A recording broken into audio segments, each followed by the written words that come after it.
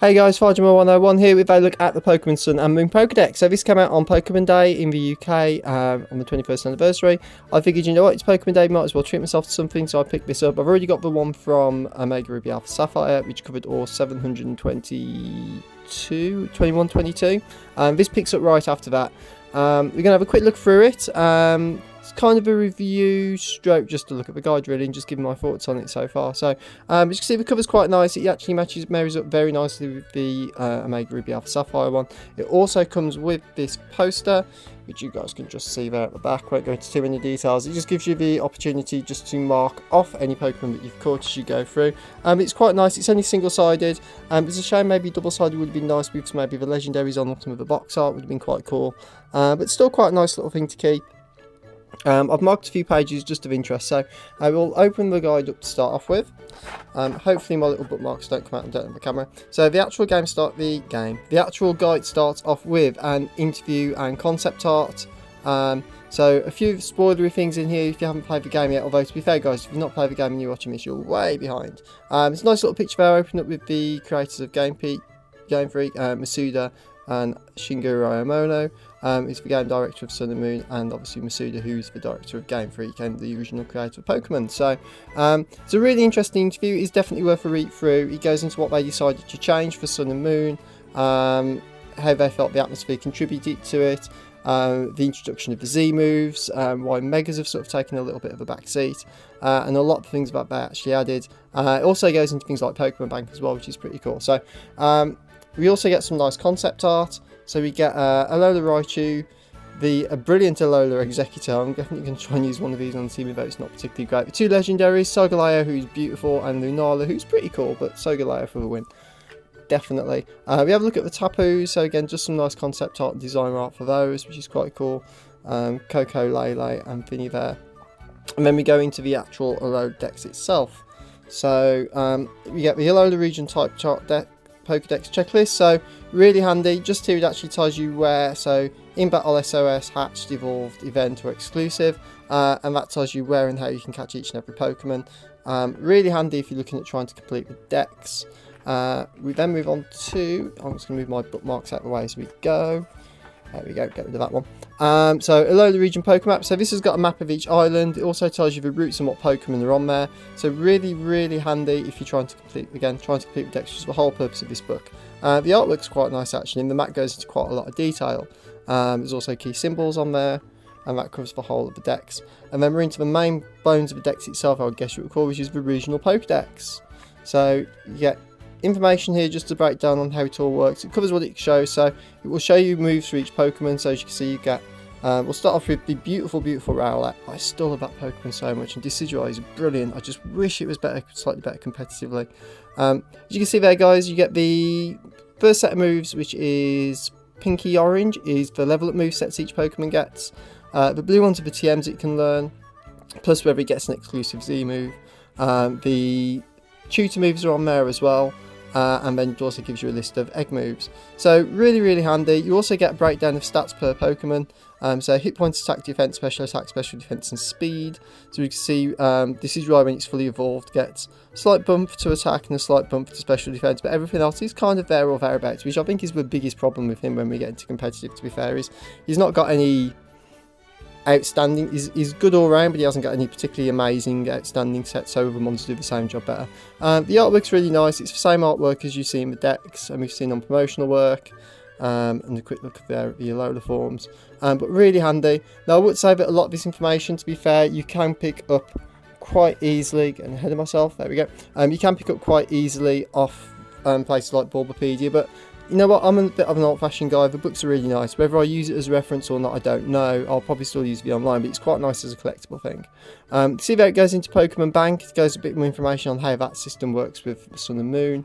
And then we get to, it shows some of the exclusive Z moves. So we've got a nice shot there of Snorlax doing his, the takeaways arrived and I'm starving run, charging in. And also Snorlax through the year. So we see him in red and blue, Heart Gold, Soul Silver, and then Excellent Life snoring himself on the bridge there, where we re-encountered him.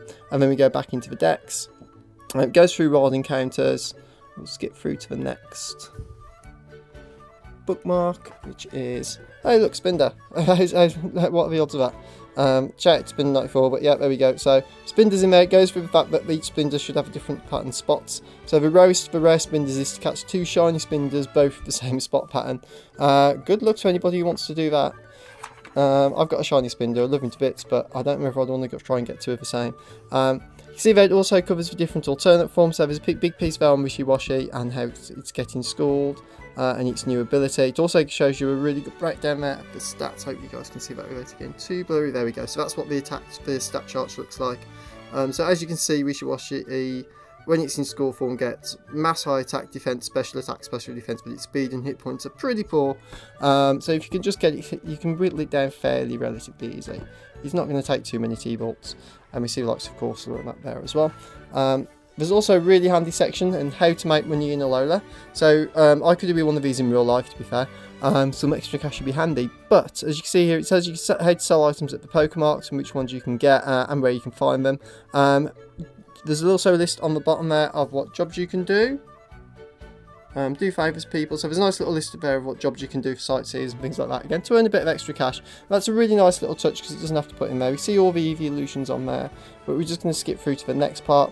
So this is the ruling rare find, so there's a really good guide to fishing in here. Also tells you about the treasures and that you can find, so big pearls, pearl strings, where and how to find them.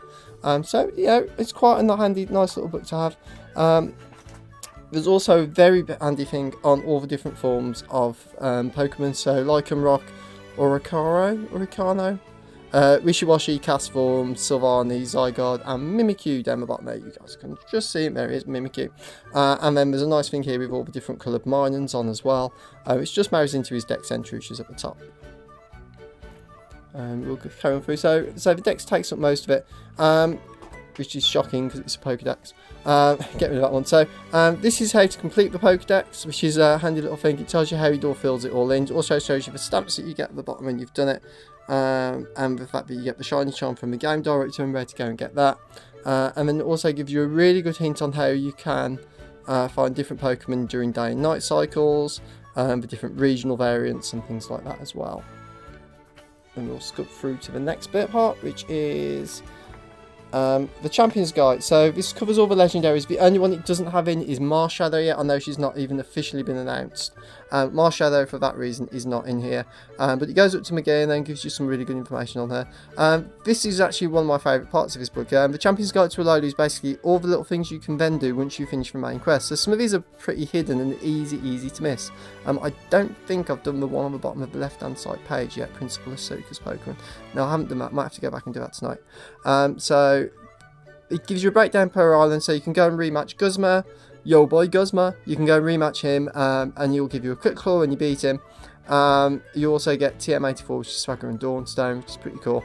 There's a piece there on hyper training, which is handy as well, and it just goes through all of these per each island. The battle with the Gamefreak guy, information on how to catch the Tapus, swing by Potown, the support team score. That's a good one. You get one of their t-shirts, which is pretty cool. Back with Dexio as you get the Mega Evolution Stone, where to get the Primordials, and then you get to the Battle Tree as well, and how to travel between worlds. And then there is a part on the Battle Tree.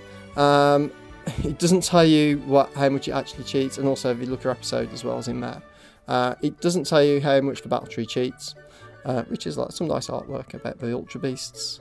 Battle Tree cheats like absolutely nothing else, and also defending your title. So it will tell you initial challenger if you complete once you get your title defense, and then you also get a list of potential challengers that can challenge you. So these all change depending on which starter you chose, which is quite cool. So you've got there Challenger Captain Sarcophagus, Island Kuna, Youngster Tristan, Chief Fabia. I believe there are some more of these. I'm not going to spoil it too much, but I have seen one which I'm trying to get to unlock at the moment, but she hasn't quite rocked up yet. Spoilers. There we go. Here's a piece from Battle Free. Just tells you about the formats and how to unlock it. Also tells you about skating for teammates, who you can unlock and where.